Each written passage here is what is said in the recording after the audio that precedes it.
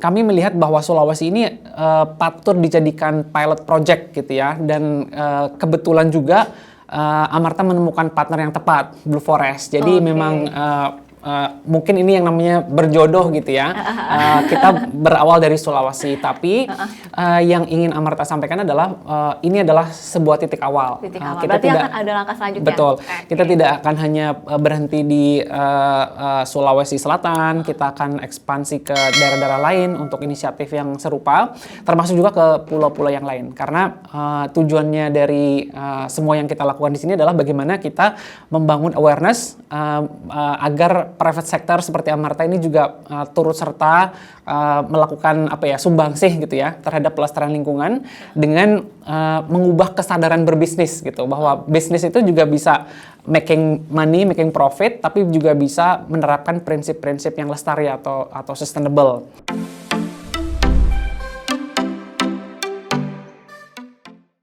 Halo teman mata, balik lagi nih di Impact Talk. Nah, di Impact Talk kali ini kita masih lanjutin lagi pembahasan terkait sustainability yang dilakukan antara Amarta dan juga Blue Forest atau Yayasan Hutan Biru.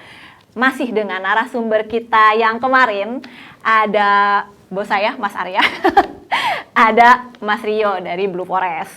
Oke, lanjut pembahasan sebelumnya nih, Mas Arya dan Mas Rio. Mungkin saya ke Mas Arya dulu gitu kan. Kita udah tahu dari pembahasan sebelumnya bahwa kerjasama yang dilakukan antara Blue Forest dan juga Amarta itu terkait konservasi mangrove. Nah, yang mau saya tanyakan nih, yang saya penasaran, dari banyaknya mungkin isu lingkungan yang ada gitu kan, kenapa Amarta lebih memilih untuk konservasi mangrove, Mas? Ya, dari literatur yang saya baca dan juga banyak kajian dari para ahli gitu ya, mangrove itu memiliki satu benefit yang besar, tidak hanya dari aspek lingkungan tapi juga aspek-aspek yang melingkupi lingkungan tersebut, yaitu ada aspek sosial, pemberdayaan masyarakat setempat, dan juga mitigasi bencana. Jadi saya melihat di sini dengan melakukan konservasi mangrove, Amarta bisa mencapai beberapa goals sekaligus dari sebuah aktivitas yang kita lakukan bersama dengan Blue Forest. Jadi bisa kita bayangkan ya, misalnya di suatu daerah kita lakukan kegiatan konservasi mangrove, kemudian hutannya berkembang setahun, 2 tahun, 5 tahun, atau mungkin bahkan bisa sampai 20-25 tahun gitu ya. Dari hutan mangrove ini akan tercipta biodiversity, misalnya akan lebih banyak ikan yang bisa tumbuh gitu ya dan berkembang di sekitar tanaman mangrove tersebut. Kemudian juga tentunya yang paling utama adalah bagaimana hutan mangrove bisa menyerap emisi CO2 atau carbon emissions gitu ya. Kemudian kita juga bisa melihat misalnya melalui hutan mangrove ini kita bisa memberdayakan masyarakat setempat. Misalnya tadi dengan biodiversity yang meningkat, mereka tentunya akan memiliki opportunity atau kesempatan untuk bisa mendapatkan mata pencaharian, misalnya dengan menangkap ikan seperti itu ya.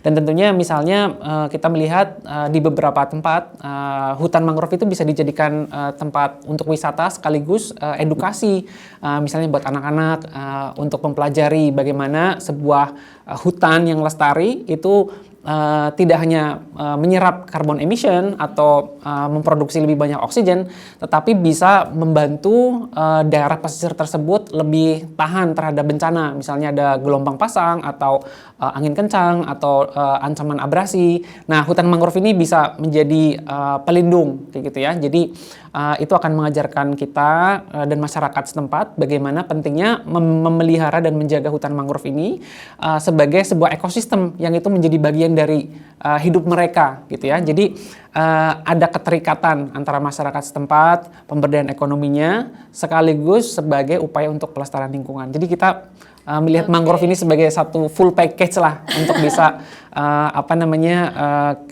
amarta memberdayakan sebuah ekosistem di daerah pesisir. One package gitulah ya. Jadi sekali dayung 2-3 pulau terlampaui gitu ya. Makanya kenapa Amarta pilih mangrove? Karena tadi sebenarnya dampaknya itu banyak banget. Salah satunya mungkin yang saya baca, kan saya kepo juga nih ya. Yang saya baca kan manfaat mangrove paling besar itu adalah penyerapan emisi karbon atau karbon dioksida gitu ya. Nah, mungkin buat teman-teman yang belum tahu nih kan emisi karbon itu apa, terus kenapa sih harus diselesaikan gitu. Nah, saya mau tanya ke Mas Rio, karena saya juga nggak tahu. Jadi Mas Rio, mungkin bisa sharing sedikit kali ya. Sebenarnya apa sih emisi karbon ini gitu kan, terus kenapa ini menjadi salah satu isu yang penting juga untuk diselesaikan dengan tanaman mangrove ini juga? Ya, oke Mbak Indah. Jadi mungkin ini dulu ya dari segi bahasa. Kalau emisi karbon sebenarnya itu gas-gas yang lepas. Jadi gas, terutama gas karbon yang lepas akibat pembakaran dari aktivitas yang ada di muka bumi ini, baik oleh makhluk hidup ataupun aktivitas. Kalau yang paling banyak menyumbang itu aktivitas industri dulu ya, karena penggunaan bahan bakar fosil dan yang lain. Jadi emisi karbon, gas yang lepas, gas karbon yang lepas. Sedangkan jasa mangrove menyerap dan menyimpan karbon, kita menyebutnya carbon sequestration. Jadi sekustrasi karbon. Mangrove ini meskipun jumlahnya sedikit, kalau di tutupan muka bumi cuma 0,1%. Kalau di Indonesia dia hanya sekitaran 3-5% dibandingkan hutan yang lainnya ya, hutan kita yang lain. Tapi dia memiliki kemampuan 4 kali lipat lebih baik dalam menyerap karbon dan menyimpan 10 kali lebih baik daripada hutan terestrial. Dan kenapa mangrove penting? Karena berkontribusi pada pengendalian emisi karbon yang lepas. Jadi kita tahu emisi karbon ini kalau dia semakin banyak lepas ke atmosfer, dia akan mudah meningkatkan suhu bumi. Yang itu yang dicegah banyak pihak lewat berbagai protokol. Pemanasan global gitu ya? Ya, seperti itu. Kalau Indonesia kan sudah berkomitmen sama dunia ini, mau menurunkan 29% dengan kontribusi Indonesia sendiri dan 41% dengan bantuan dari pihak luar. Dan itu targetnya besar sekali karena ada ratusan juta karbon yang harus Indonesia komitmenkan untuk dijaga, tidak lepas lagi.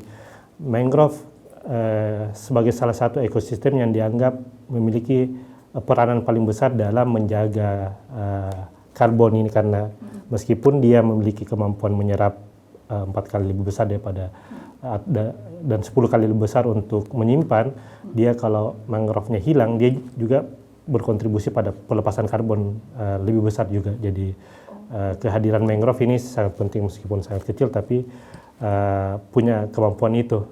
Dan emisi menurunkan tingkat emisi karbon lah yang mungkin sedikit aku terjemahkan kali ya, buat teman-teman yang ada di rumah yang lagi mendengarkan gitu ya. Jadi kalau kurang lebih kalau emisi karbon itu kan tadi gas yang lepas dari aktivitas pembakaran manusia, salah satunya gas karbon salah satunya di tingkat industri gitu. Contoh mungkin motor gitu ya, bahan bakar fosil kan kayak motor, mobil gitu kan. Makin banyak orang punya motor, punya mobil ya, ada baiknya, cuma tadi dampak buruknya adalah meningkatnya jumlah emisi karbon sehingga tingkat risiko pemanasan global itu semakin tinggi gitu ya. Iya, dan mangrove punya jasa paling besar untuk menjaga itu. Oke, untuk menjaga itu. Oke, sip.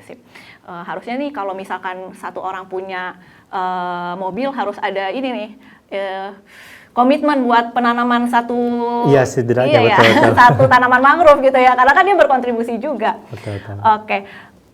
Ngomong-ngomong terkait tadi emisi karbon, aku beralih ke Mas Arya.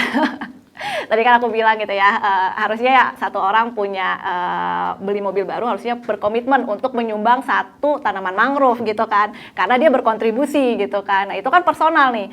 Kalau kita ngomongin industri gitu kan, salah satu ya mungkin sektor swasta atau sektor industri lainnya lah yang memang tadi Mas Rio sempat sebut juga penyumbang terbesar lah dari jumlah emisi karbon yang terus meningkat gitu kan. Kira-kira apa sih sebenarnya yang harus dilakukan sama industri ini nih buat buat bertanggung jawab gitu kan atas aktivitas yang sudah dia lakukan sehingga meningkatkan jumlah emisi karbon? Ya betul. Jadi emisi karbon ini meningkat secara signifikan sehingga bumi itu tidak bisa memulihkan dirinya sendiri gitu ya. Makanya kita melihat fenomena global warming itu memang terjadi pada saat era industrialisasi, di mana industri itu digenjot gitu ya untuk meningkatkan kesejahteraan dan pendapatan penduduk dunia. Tapi di sisi lain juga hal tersebut menjadikan emisi karbon atau greenhouse gases gitu meningkat secara pesat gitu ya, dan berakibat pada global warming. Jadi di sini kita melihat ada trade off-nya gitu.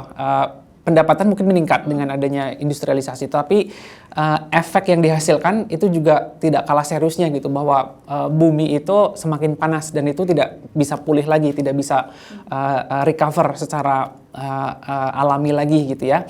Yang pada akhirnya kita akan melihat mungkin akan lebih banyak bencana, akan lebih banyak daerah yang kekeringan, yang ujung-ujungnya itu justru kontraproduktif terhadap peningkatan pendapatan. Jadi justru lebih banyak lagi yang gagal panen, lebih banyak lagi penduduk yang nggak bisa makan, lebih banyak lagi penghasilan yang hilang karena bencana kayak gitu. Nah, disinilah sebenarnya kita harus mulai sadar bahwa proses untuk bisa meningkatkan taraf pendapatan atau kesejahteraan atau GDP, pendapatan per kapita sebuah negara, itu harus dilakukan secara sustainable, secara berkelanjutan, artinya secara seimbang gitu. Di sisi lain, di satu sisi kita mesti meningkatkan taraf kehidupan manusia, tapi di sisi lain juga hal tersebut harus dilakukan melalui cara-cara yang sustainable, cara-cara yang berkelanjutan seperti itu. Nah, disinilah Amarta memiliki kesadaran tersebut gitu ya, bahwa misalnya Amarta saat ini punya 5.200 karyawan di seluruh Indonesia. Mereka semuanya mungkin berkantor di kantor yang pakai AC, ya kan? Kemudian mereka pulang pergi ke kantor, berkeliling melayani customer dengan menggunakan kendaraan bermotor yang menggunakan bahan bakar fossil fuel dari bensin atau solar, yang itu menghasilkan CO2 emission kayak gitu ya. Artinya apa? Dalam berbisnis, perusahaan seperti Amarta juga mengeluarkan emisi karbon yang tidak sedikit. Nah, dalam hal ini tentunya kita mesti mulai berpikir apa sih yang harus dilakukan atau bisa dilakukan oleh perusahaan seperti Amarta dan juga jutaan private sector lainnya di dunia agar bisa meminimalisir dampak kerusakan terhadap lingkungan. Dan salah satunya yang sesuai dengan komitmen Indonesia juga ya untuk bisa mengurangi carbon emission, hal tersebut bisa dikontribusikan atau disumbangkan atau dibantu oleh peran swasta seperti Amarta sebagai perusahaan private sectors lah gitu ya. Kita juga bisa berkontribusi, dan salah satunya upaya-upaya untuk menurunkan emisi karbon ini bisa kita lakukan misalnya dengan mendorong konservasi mangrove salah satunya. Di satu sisi yang lain adalah bagaimana kita mengurangi emisi dengan implementasi misalnya green office gitu ya. Kita hemat energi gedungnya, kita minimalisir perjalanan yang tidak perlu misalnya seperti itu. Kemudian kita mendorong upaya-upaya pembiayaan yang lebih lestari. Misalnya kita mengkompensasi atau memberikan insentif terhadap pinjaman yang kira-kira usahanya itu untuk mengkonversi energi dari energi fossil fuel ke energi yang lebih bersih, misalnya solar panel atau wind turbine gitu ya, atau misalnya bisnis-bisnis yang mengurangi sampah plastik sehingga nggak ada polusi ke laut seperti itu. Nah, hal seperti ini yang saat ini Amarta lakukan sebagai salah satu atau salah banyak gitu ya dari efforts kita, usaha kita untuk bisa berkontribusi menurunkan carbon emissions dan juga menciptakan praktek bisnis yang lebih sustainable atau lebih lestari gitu ya. Jadi ada profit target, ada juga efforts atau usaha untuk menurunkan damage atau menurunkan dampak negatif dari bisnis kita terhadap lingkungan. Oke, wah, menarik banget. Padahal sebenarnya kalau misalkan secara aturan kan Amarta juga nggak berkewajiban ya, belum ya, betul. Belum berkewajiban untuk hal tersebut gitu. Tapi memang ya secara sadar Amarta juga berusaha untuk menurunkan damage tadi dari sisi meningkatnya jumlah emisi karbon karena aktivitas operasional Amarta, terutama yang di daerah kan, karena banyak keliling-keliling Ibu Mitra tuh pakai motor gitu. Oke, kita balik lagi mungkin ke manfaat mangrove sebenarnya. Tadi kan kita bahas terkait tingkat emisi karbon, terus karena emisi karbon itu kan salah satu manfaat terbesar gitu ya. Penyerapan emisi karbon adalah salah satu manfaat terbesar dari adanya tanaman mangrove gitu. Tapi tidak kita pungkiri gitu kan, masih banyak lagi manfaatnya gitu. Mungkin Mas Rio bisa jelasin kali ya, manfaat apa aja sih yang sebenarnya banyak ditimbulkan atau dampak positif apalah dari adanya tanaman mangrove ini, khususnya di pesisir ya, untuk masyarakat pesisir. Mangrove ini kan dari segi kehadiran saja existing memiliki manfaat langsung dan tidak langsung. Dan semua bisa dikaitkan dengan nilai economic value. Biasanya yang manfaat ekonomi langsung itu dengan menilai mangrove itu ketika dia dialihkan menjadi sesuatu, misalnya lahannya dialihkan menjadi tambak, itu akan ada nilai-nilai. Terus manfaat langsungnya juga mangrove buat beberapa dimanfaatkan kayunya untuk menjadi sesuatu, apakah jadi arang tapi kadang manfaat langsung ini yang cenderung destruktif atau tidak berkelanjutan. Sedangkan mangrove punya banyak manfaat yang lain. Kalau yang umum secara fisik saja, dengan kehadiran mangrove itu mampu mereduksi atau menjadi stabilizer kalau ada gelombang yang tinggi di suatu wilayah. Mangrove mampu meredam, termasuk angin-angin yang kencang, karena kita tahu di wilayah pesisir sangat akrab dengan angin laut dan yang lain. Mangrove juga punya peranan terkait dengan habitat, sebagai habitat perikanan ya, komunitas ikan, baik ikan yang komersil maupun non komersil. Ada yang hadir memang untuk keanekaragaman, ada memang dimanfaatkan secara ekonomi, dan beberapa jenis ikan yang komersil itu memiliki fase hidup di mangrove, di wilayah ekosistem mangrove. Terus secara biodiversity yang lain, mangrove itu menjadi habitat banyak spesies-spesies kunci di wilayah pesisir. Juga dari beberapa kelas ya, dari kelas serangga, krustase, kepiting-kepiting, udang, sampai ke level primata. Kita tahu di Kalimantan Timur ada bekantan yang sangat bergantung dengan kehadiran mangrove. Tapi kalau mau dilihat lebih lagi, biasa kalau ada mangrove, banyak masyarakat pesisir di situ, karena memang mangrove memiliki kontribusi pada penghidupan masyarakat pesisir. Yang saya sebut tadi, hadirnya perikanan dan yang lain, itu masyarakat pesisir yang banyak nelayan perikanan tangkap itu akan mengambil tempat pemukiman di dekat wilayah mangrove, dan di situ biasanya kumpulan-kumpulan komunitas tahu kalau di mana wilayah mangrove, di sana banyak sumber perikanannya. Ada juga nilai-nilai budaya, manfaat nilai budaya ini di Papua. Entitas atau identitas masyarakat adat beberapa suku di pesisir Papua itu sangat lekat dengan mangrove. Hilang mangrove, hilang identitasnya juga, terutama yang di masyarakat Asmat. Dan banyak lagi kalau kita mau bilang satu-satu ya, tapi kalau mau di bagian tadi ada manfaat langsung yang tidak berkelanjutan, dan ada manfaat yang langsung dan tidak langsung tapi masih berkelanjutan. Ya, dan itu banyak lagi memang yang sekarang kalau kami lihat sih mau mendorong upaya-upaya untuk pemanfaatan berkelanjutan saja. Mangrove ketika dijaga memang kan ketika orang melihat manfaat langsungnya saja, ketika dia dibuka jadi lahan, kan kalau dia masih hutan, kepemilikan komunal, bisa dimanfaatkan banyak orang. Kalau dia dibuka terus dijadikan tambak, itu juga bermanfaat juga, tapi hanya bermanfaat buat pemilik-pemilik tambaknya saja, per orang dimanfaatkan. Jadi arang juga seperti itu, mangrove-nya hilang, tapi hanya memanfaatkan banyak orang. Tapi kalau dijaga pun itu bisa bermanfaat lebih jangka panjang. Jadi kami lebih mendorong bagaimana upaya-upaya memanfaatkan mangrove yang lebih berkelanjutan itu. Ya, lebih jangka panjang lah. Betul. Gitu ya.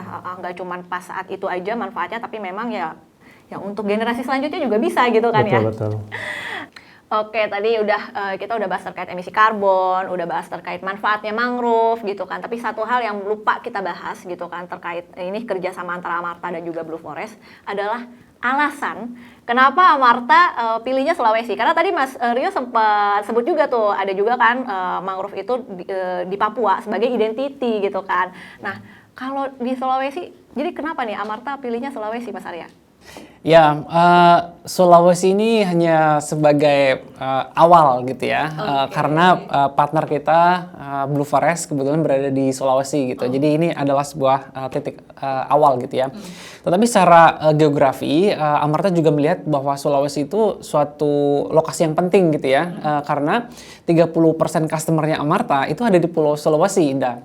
Jadi Sulawesi itu secara geografis memiliki potensi yang sangat-sangat besar gitu ya, secara ekonomi, kemudian secara potensi UMKM-nya, terutama para pengusaha perempuan gitu ya. Tapi di sisi lain, Sulawesi juga memiliki kerentanan atau vulnerability gitu ya, terutama dari aspek kerentanan terhadap bencana-bencana yang terkait dengan climate change atau dengan pemanasan global.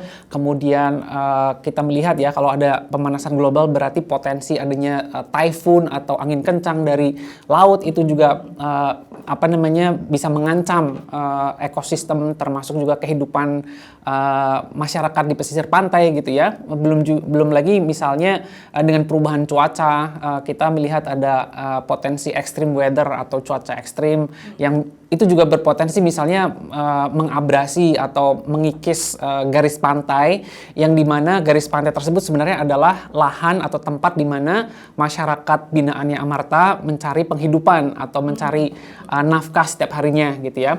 Jadi dengan potensi yang besar tetapi vulnerability atau ancaman kerawanan terhadap bencana itu besar, kami melihat bahwa Sulawesi ini patut dijadikan pilot project gitu ya, dan kebetulan juga Amarta menemukan partner yang tepat, Blue Forest. Jadi memang mungkin ini yang namanya berjodoh gitu ya. Kita berawal dari Sulawesi, tapi yang ingin Amarta sampaikan adalah ini adalah sebuah titik awal. Kita berarti tidak akan ada langkah selanjutnya. Betul. Kita tidak akan hanya berhenti di Sulawesi Selatan, kita akan ekspansi ke daerah-daerah lain untuk inisiatif yang serupa, termasuk juga ke pulau-pulau yang lain. Karena tujuannya dari semua yang kita lakukan di sini adalah bagaimana kita membangun awareness agar private sector seperti Amarta ini juga turut serta melakukan sumbangsih gitu ya terhadap pelestarian lingkungan dengan mengubah kesadaran berbisnis gitu, bahwa bisnis itu juga bisa making money, making profit, tapi juga bisa menerapkan prinsip-prinsip yang lestari atau sustainable. Indah juga mungkin kita bisa share ke teman-teman juga ya, bahwa Amarta tuh memiliki yang namanya sustainability roadmap atau rencana kerja keberlangsungan jangka panjang gitu ya, di mana aspek lingkungan, pelestarian lingkungan itu menjadi salah satu faktor yang sangat penting. Bahkan Amarta cukup pede, cukup confident untuk bisa menjadi carbon neutral company dalam 5-6 tahun ke depan. Wow. Artinya emisi karbon yang dihasilkan oleh operasional dan bisnisnya Amarta itu sedikit demi sedikit akan dikompensasikan melalui berbagai inisiatif, termasuk pengurangan emisi karbon, carbon offsetting, dan juga upaya-upaya untuk bisa menurunkan emisi karbon melalui praktek bisnis yang lebih berkelanjutan. Jadi harapannya ke depannya Amarta bisa berbisnis, memberdayakan lebih banyak masyarakat Indonesia lebih sejahtera, tetapi juga secara lingkungan tidak menciptakan kerusakan yang besar. Gitu. Jadi dua-duanya bisa jalan, profit bisa jalan, lingkungan bisa tetap terjaga. Wah, saya semakin bangga menjadi karyawan Amarta. Ya, Menarik banget ya teman-teman. Jadi memang komitmen Amarta dalam hal sustainability itu sangat sangat kuat gitu ya. Karena tadi ada roadmap-nya tersendiri. Jadi memang nggak asal pilih gitu kan. Karena nanti di jangka panjang ke depannya gitu ya. Amarta pengen emisi karbon ya, tingkat emisi karbon yang dihasilkan dari operasional bisnisnya itu bisa diserap kembali gitu ya melalui activity yang serupa. Oke, wah menarik banget. Kapan lagi saya bisa mewawancarai bos ya, teman-teman? Menarik banget obrolan kita pada kali ini. Jadi thank you banget buat teman-teman yang udah join ngedengerin obrolan kita sampai akhir.